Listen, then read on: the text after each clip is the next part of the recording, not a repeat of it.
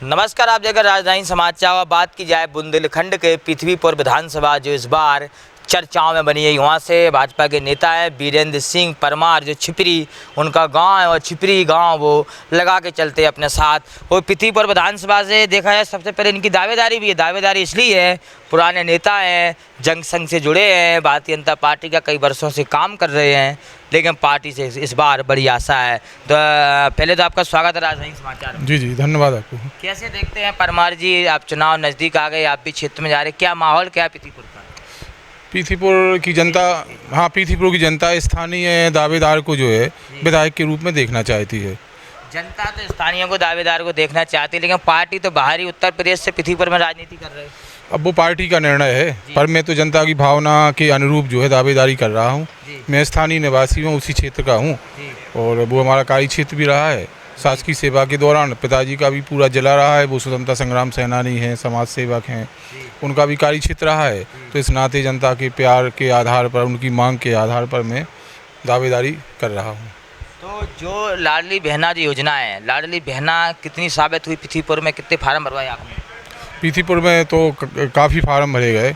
हमने तो 5000 के लगभग जो है फार्म भरवाए हैं। तो महिलाएं खुश हैं और उन्हें उसका लाभ मिलने लगा है। कांग्रेस पार्टी के जो बड़े नेता हैं, चाहे नितेंद्र सिंह राठौर हैं, चाहे वहाँ के क्षेत्र के बड़े नेता हैं, वो आपके विधायक जी पे बहुत आरोप लगाते हैं कि विधायक जी जातिवाद हैं, विधायक जी किसी पर एफआईआर करवा रहे, कांग्रेसियों पे एफआईआर करवा रहे, साथ ही भाजपा के नेताओं पे एफआईआर हो रही। इसमें कितनी सच्चाई है? नहीं, अब वो उनका सोच है ऐसा, पर ऐसा तो नहीं है। वो तो काम कर रहे हैं, अच्छी तरह भाजपा का काम कर रहे हैं और पार्टी के हित में काम कर रहे हैं। सुना है कि पृथ्वीपुर में जो टिकट दी थी 2020 में शिवपाल यादव को, जाति के आधार पर टिकट दी गई थी, यादव ज़्यादा वहाँ? नहीं, इस बेस पे तो टिकट नहीं दी गई होगी। पार्टी हाईकमान ने, चूँकि वो 2018 का चुनाव समाजवादी पार्टी से लड़े थे और नंबर 2 पे जो है रहे थे, सेकंड नंबर पे, शायद ये सब दिमाग में रख के पार्टी ने दिया होगा। इस बार क्या स्थिति है? चुनाव बहुत कड़ा लग रहा है, क्योंकि पेच फंसा है। आपके यहाँ की टिकट होल्ड पर भी है, कई लोगों के नाम चल रहे, आपका भी नाम है चर्चाओं में, आप भी क्षेत्र में घूम रहे। नहीं, मुझे तो किसी प्रकार की कोई दिक्कत नहीं है। अगर पार्टी मेरे नाम पर विचार करती है तो जनता का ये कहना है कि मैं आपको जिता दूंगा।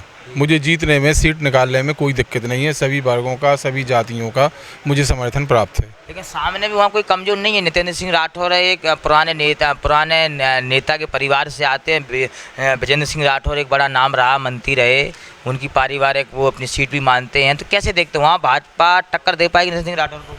मैं पहले जो है राज परिवार से जुड़ा हूँ। राज परिवार ओरछा टीकमगढ़ से हमारे बुजुर्गों ने 400-500 वर्ष तक, राजाओं ने और हमारे परिवार के लोगों ने जनता की डायरेक्ट सेवा दी है। अनेक काम जनता के हित में किए हैं।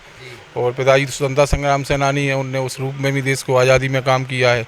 मैंने भी शासकीय सेवा के तौर पर 25-30 वर्ष पूरे ज़िले में और पृथ्वीपुर विधानसभा क्षेत्र में काम किया है।